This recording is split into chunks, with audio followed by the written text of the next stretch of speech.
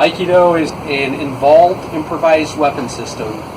Any martial art, the defenses are just as important as the offenses. And there is a ideological, pacifist element in Aikido that is sometimes taken to a religious extreme. And people in Aikido stop sparring in the name of pacifism.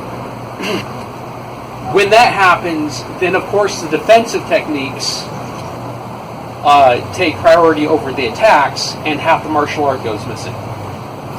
The two most obvious Aikido attacks that they practice defending against is a straight punch to the body, like this.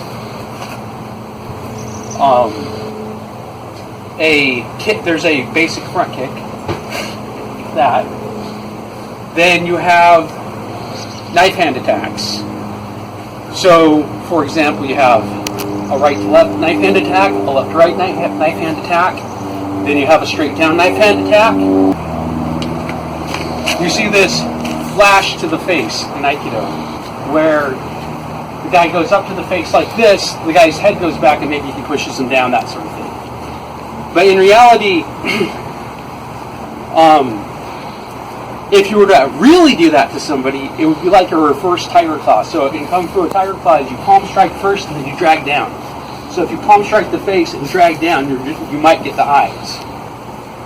In the meantime, you get a palm strike to the face. This is backwards, so if you were to really do this, you go for the eye gouge first, and if you miss it, you go in and hit with the palm.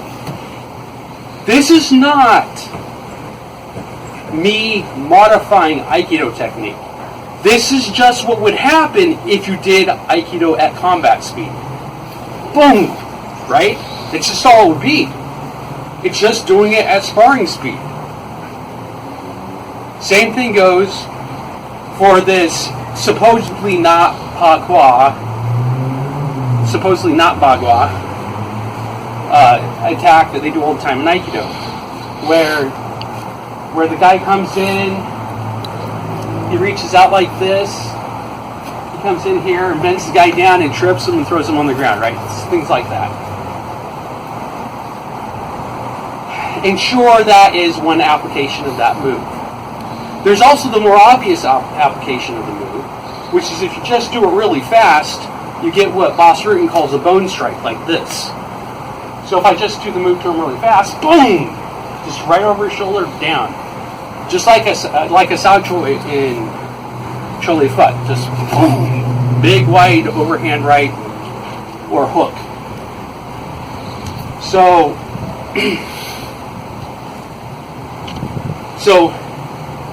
with this understood in Aikido, you have the front kick, the punch. You have another thrust attack, which is a slate to the face. You have two circular right hand attacks. You have this, and then you have this backhand slice. A lot of the internal martial arts, and some way in Chinese wrestling, where you have a move where you should step behind the leg and push him over. So in this case, we go here and step behind him, and here, and if you can, you grab the leg and finish it off. But if not, and what's usually done in Aikido is they just step behind both legs and knock them down like this. Now, also done full speed, it's karate chop to the neck, whatever that might be. Okay, same thing this one, karate chop to the neck, whatever that might entail for whatever use that might have. Same thing with this karate chop to the skull, which I am very skeptical of the usefulness of that particular technique. However, Yeshiva had it in there, and he had it in there to be used.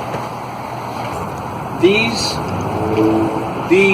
knife hands, maybe you could hit a carotid artery with them. Maybe you could do something with that. Maybe you could jam up neck muscles.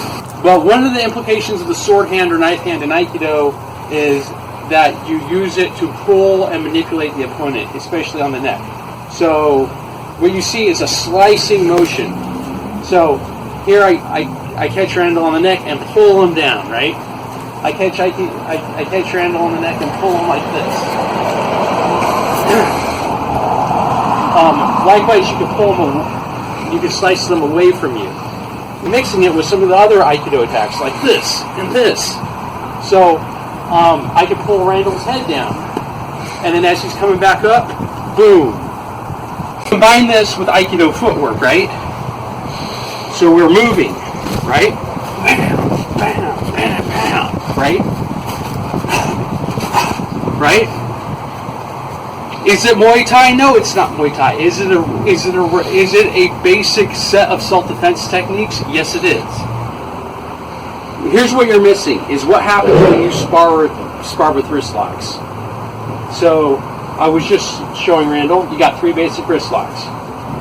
One is you grab the wrist like this and put the finger straight at the person. The other is you grab the hand like this and turn the fingers on that side of the person. And the other one is you grab the wrist and turn it upside down. So believe it or not, Randall here is a better grappler than I am. What we're going to do is we are going to try to do wrist locks on each other. All we're going to do is wrist lock and try to put each other on the ground. Ready? Go.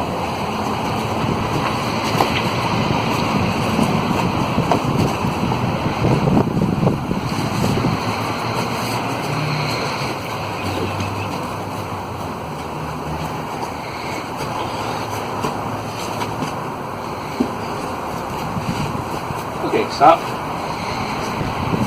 Now what we're going to do is we're going to do some Tai Chi push hands with Randall does. And we're going to try to put each other on the ground with Tai Chi push hands. Ready? Go.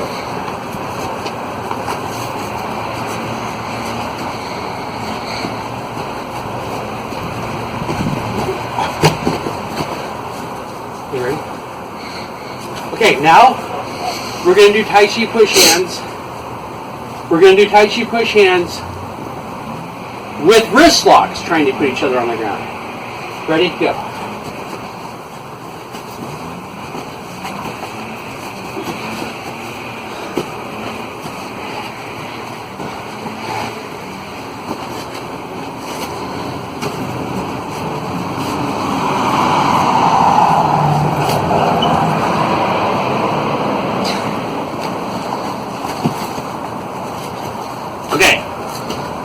So here's the thing. There's not a big difference between any 3 of those. Yushiba studied sumo quite a bit before he moved on to other types of jiu-jitsu. Sumo is Japanese push hands with palm strikes. Now the thing you gotta understand about push hands in the Chinese martial arts is me and Randall might start off by doing push hands, but if I'm getting Randall ready for kickboxing, or ready for what was called San Shao many years before San Shao was a word for Chinese kickboxing. It was a word for 2-man sparring in Tai Chi. If we're getting ready for 2-man sparring, we start throwing in moves in addition to this. We start throwing in strikes. And typically 1 strike at a time. The first strike that usually goes in is actually an elbow strike. But one of the next ones on your list would absolutely be the first headshot you're going to introduce into push hand sparring, getting someone ready for full contact lead Thai fighting using Tai Chi technique. The first thing you're going to use, so go ahead and throw a punch to my body, is going to be the palm strike to the face. The brush, the very basic, you learn on day 1 Tai Chi move, brush knee, is the most obvious palm strike to the face that you would see. And so, yes, Tai Chi and Sumo are very closely related, at least in function. Now,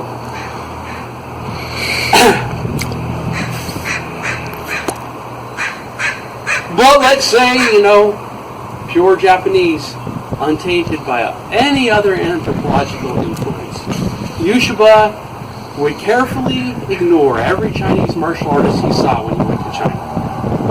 Okay? Fine. He still had the sumo background. And throws a punch at my face. I could chop it down, right? He throws a hook at my head. I could do a cross chop. he does a back fist at me, I could do that chop. If you're doing these Aikido type moves, it's easy to get caught up in all the wrist lock kata. But lots of martial arts have wrist lock kata. Enshin Karate has this wrist lock kata. Filipino martial arts has wrist lock kata. I've seen more complicated wrist lock applications from Tai Chi and Kung Fu than I've seen in any of Aikidos. But that doesn't mean that's just because the kata is full of wrist locks, doesn't mean that you devote the entire art to wrist locks. So, the knife hand, right? We have these goofy knife hand attacks and a thrust. In Aikido, here, so if you stab at me, right? In Aikido, you have these type of techniques. And what I want to point out is the target is the hand, it's the wrist, right? That is the target of the disarm. This is very important to understand. When you have the knife in Aikido, all of the strikes are not figuratively knife hands anymore, they're actually knife attacks. You have 1, 2, what we call a 12 o'clock straight down, what we call sometimes a 5, a thrust.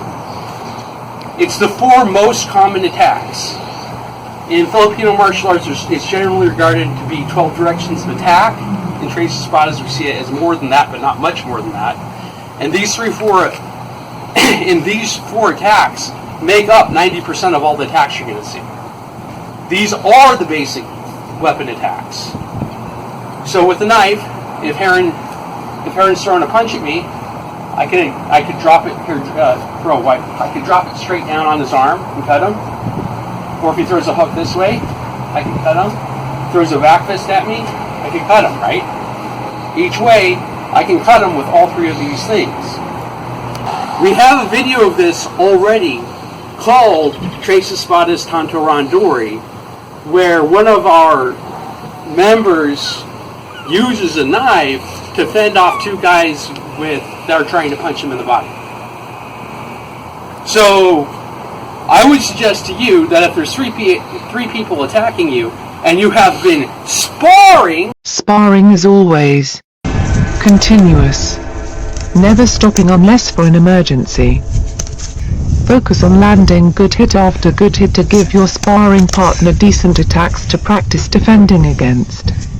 At the same time, focus on defending well to give your sparring partner a hard target to practice attacking.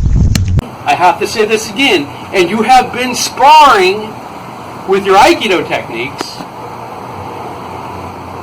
One person with a reasonably sized and reasonably sharp tactical folder that's been practicing his footwork should be able to injure 2 or 3 attackers to the point where they no longer want to attack you. You should be able to do that. Aikido has the footwork, it has the weapon. Now, the next weapon up in the Aikido spectrum from empty hand to knife is the cudgel or wakizashi bogen. Again, you can see the 4 main attacks. Overhead, this is now making a lot more sense. A right to left attack and a reverse hander attack. And of course a thrust. It's the same concepts. You have more reach and you are using more of a pounding, striking motion to generate force instead of a cutting motion like with the knife. But both of these concepts are talked about in Aikido. Interesting is with this. It's with the boken. You still have the 4 main attacks. Boom, boom, boom, boom. Right? And its application is painfully obvious. You come attacking with a knife, I use my range, I swing at his arm, and if he gets in too close, I start swinging at his head. It's the most obvious way to defend yourself in the world, is with this side this type of weapon. Now, slow motion.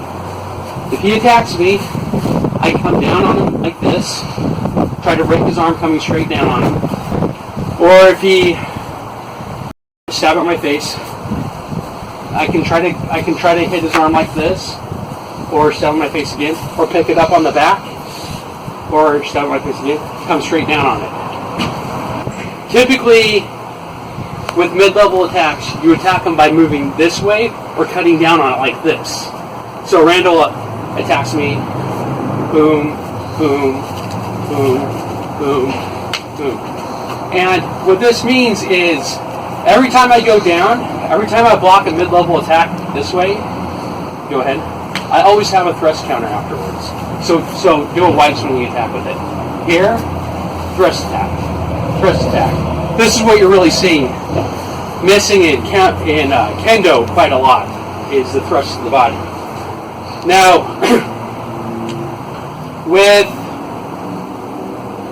but that thrust can be to the face too, just as easily. If you do a wide attack, boom, right? Really messes the world up that way. Now, they add one technique to this. One new block is added at this level. We're going to pretend like this is a joystick, because all my oak joysticks broke a long time ago and made sort of okay Arnie sticks after they broke in half.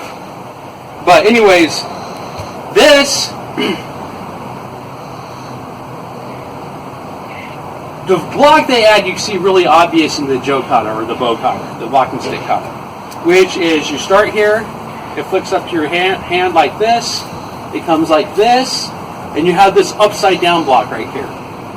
And then then you have two most obvious attacks, which is here, a thrust, just as I said before, or the next most common attack is the one, or they could go from here straight overhead. And occasionally, if they were sparring, and I believe at some point in the kata, they go from here to here. Now, Randall, if you come here. This comes out in the Boken sparring, which I didn't really believe in light sparring at all until a couple years ago when I got involved with an MMA gym. I started to realize the Muay Thai fighters were very, very serious about their light sparring, and they kind of converted me over to light contact, continuous sparring. I still believe that you need to spar full contact on a regular basis, but I no longer believe that you have to spar full contact every single time you put on gloves. Which means I now appreciate the sparring I did with my Aikido instructor, which was a very light contact sparring with Bokens. This is how it worked. We started off in the bind, and from here it was very much like Tai Chi push hands. And what you're trying to do is get past the other guy's sword and get a strike in. So go ahead.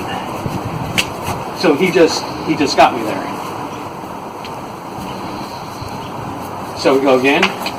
And typically, that's where you see this. That's where you start to really learn the application of this is in the Boken sparring. So what this now means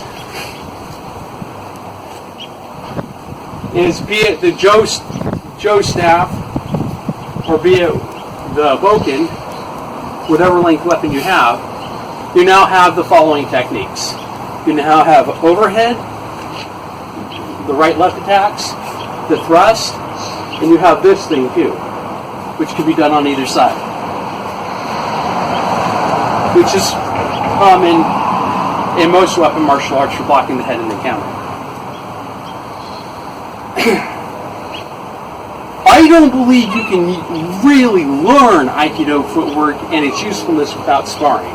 I believe its most obvious application is in weapon sparring. The four basic attacks of Aikido, right to left to right, coming down over the shoulder in both cases in a V shape, straight over attack, a head attack, and thrust, I believe that these attacks are extremely common, almost universal in weapon fighting systems. And the effectiveness of Aikido has always been using footwork and doing weapon sparring. They wear samurai skirts. Let me be clear on this. Most jiu-jitsu styles do not wear samurai skirts. They do not wear the hakama or whatever it's called. That's a weapon fighting martial art thing. The main practical purpose of it is to conceal what direction your feet are pointed in.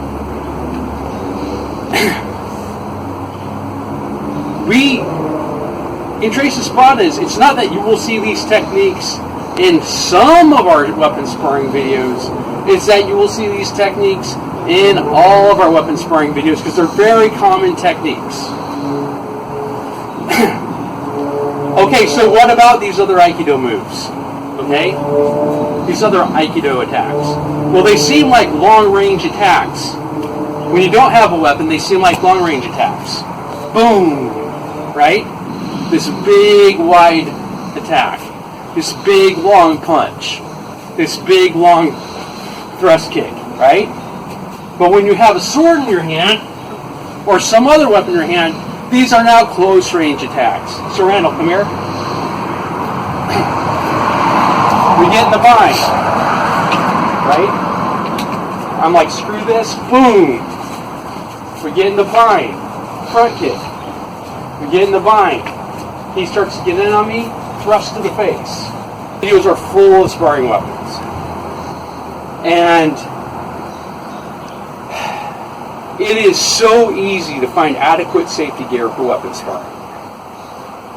And, it is 2019 and there are no excuses.